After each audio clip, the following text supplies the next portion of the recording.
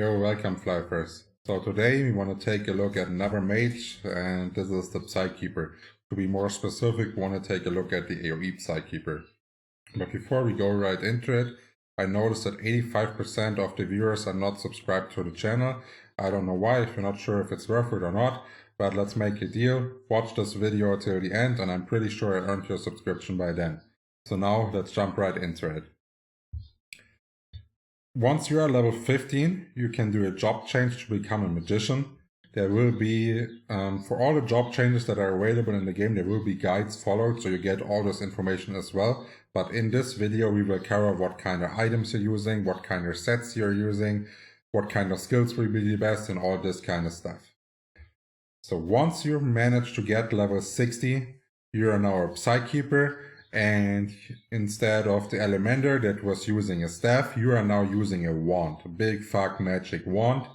And as well, you're a bit more beefy and you're a bit more tanky. This is why you will use a shield as well. So now let's look at what kind of stats are important if you want to play a AoE Psykeeper. Your main stat, because you're on AoE and you're face tanking them, is focused on stamina and HP percent to be more beefy, but you're also a mage and you do want to do the damage, so you need intelligence to increase your damage and cast time to get your skills going faster. And we already talked about this, melee block is by far the best stat for AoElers, because it will nullify so much of the incoming damage from the mobs, so keep your eyes open for this one. And of course, you're using skills only as your damage source, so skill damage percent is pretty good. Now let's look what you actually need to do to stat it correctly.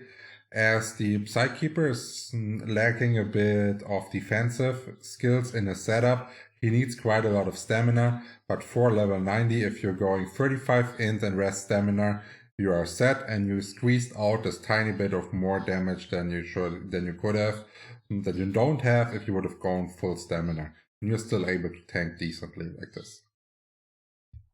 So at level 60, you should have about 7.2k health, and around 1.4k attack, and about 1.6k defense, and with those stats you can AoE just fine. And at level 90, you basically want to double your health up to like 30.4k, and increase your attack slightly by 1.6k, and have a major increase in your defense by about 30% up to 2.4k.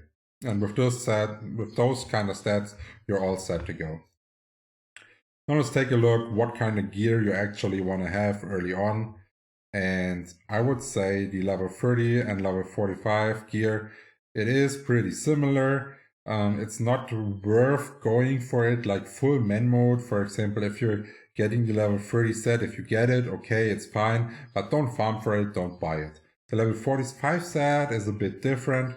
It will be used on other mages as well, so you can even consider going with a slight upgrade here, but you will switch it off fast to the 60 set, so it might not be worth this. I would do this decision based on your funds. And then at level 60, we are starting to talk now. You will go up to +8 and 16% attack here. So now we are at a point where the first time we are having an AoE class that is not using HP percent in the suit. This is because attack percent is scaling really well on the Psykeeper, and it's also scaling on a skill that I will mention later. So attack in your suit is basically mandatory as an AoE Psykeeper, never use HP. And at level 90, you basically have a slightly upgraded version of your Iris, and you're switching out the cast time for a reflect damage and some additional health. But this doesn't really matter there, and this reflect damage is also scaling on your attack percent, so you're all good to go. I wouldn't upgrade it too crazy, because at level 105 you want to switch again, so Psykeeper is a bit switch heavy on their sets. And if we're looking at all the mage items that you can go for early on, all the different weapons, there's not a lot to look out for. It is pretty similar to the to the Elementer where you want to go with a flaming stick. If you can get one, don't farm it as well. Those here, you can either use a wand or a staff, it doesn't really matter. You will just go for cast time. This is your main stat, what you're looking for. And then you will go into a Guardian Wand, which I would already start with like a +8 upgrade here, and then just reset it. And then, as the stats, the Psykeeper is also heavy in switches with their weapons. At level 8, you can upgrade from the Guardian Wand into the Historic Wand to have additional int and more cast time. And then at level 90, you finally have your first tank wand available that I would go for +10 here.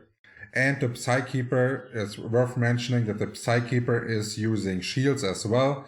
If you want to have the best shield, it's basically highest defense wins, and there are shields that are giving all stats, so if you can get a hold of one of those all stat shields, that is fine, but I don't recommend farming for those all stat shields as they are not as crazy and as high stat as they could be. So yeah, keep them on the side. If you get them, it's fine. Don't go for it that early on. You want to go for the all stat shields once you're 120.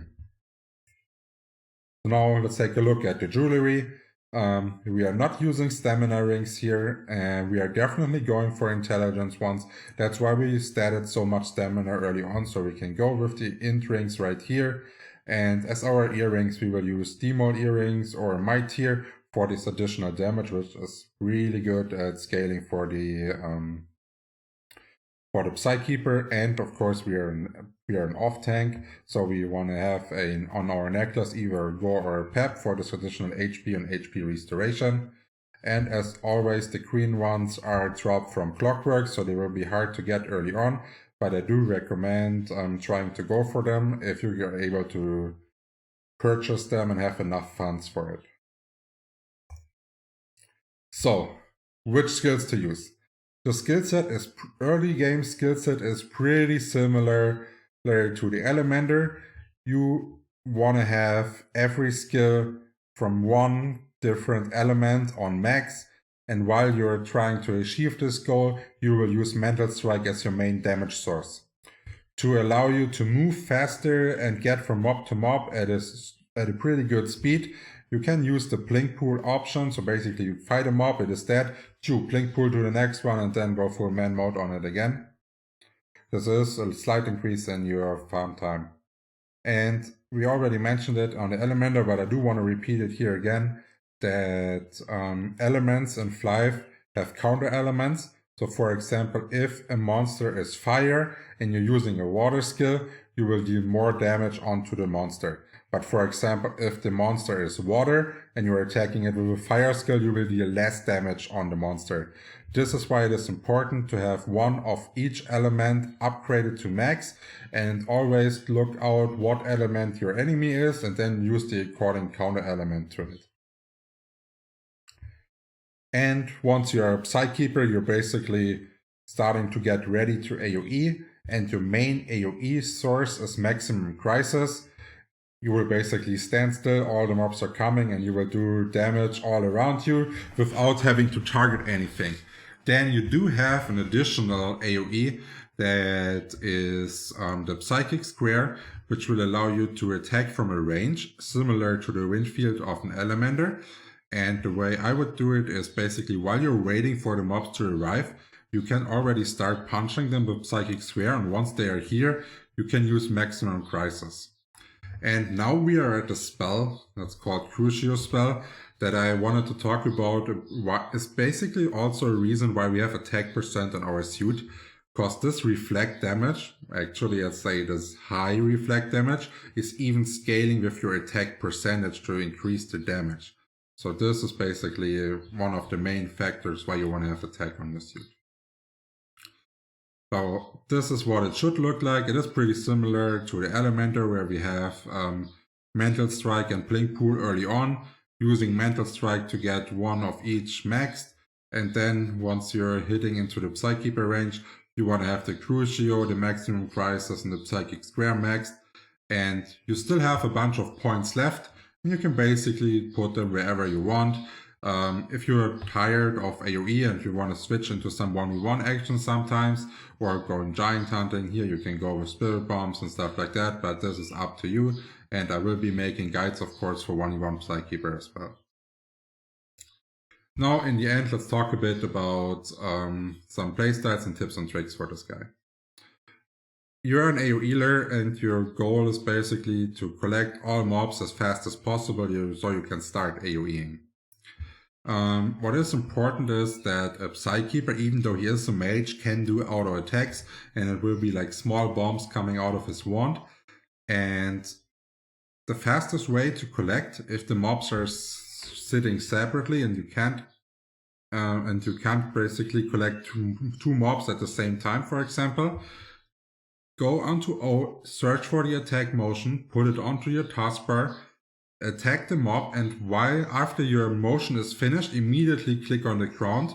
This way the attack that you casted will be flying to the mob and attack it, and you're already free to continue to the next mob and start pulling them again.